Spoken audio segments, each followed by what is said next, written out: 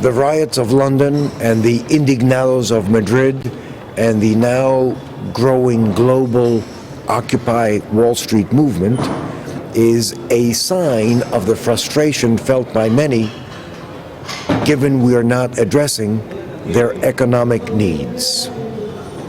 So with respect to climate, maybe we need an Occupy Durban, a sit-in by the delegations of those countries that are most affected, that are going from one COP to the next COP to the next COP without getting positive and concrete responses on the issues that they want dealt with, which are transfer of technology, which are new financing mechanisms to be able to finance adaptation and combat climate change, which are everything it takes to move development in a new direction.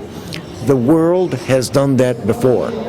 With respect to telephones, we were able to leapfrog from nothing to cell phones in the developing world. We didn't have to bury wires of copper in the ground to provide fixed telephones to every home and building. With respect to climate, we can leapfrog from where we are today to a new global low-carbon economy that will provide the jobs, the opportunities for entrepreneurship, and for capital deployment that we need to get out of the economic crisis in which we're in. As you've said, we've seen some inspiring political protests over the last few years, especially the Middle East uprisings, the Arab Spring. Do you think there's the potential for a climate spring?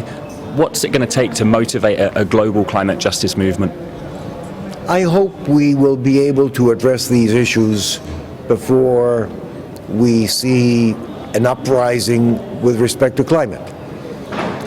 But history of humanity shows us that it has always been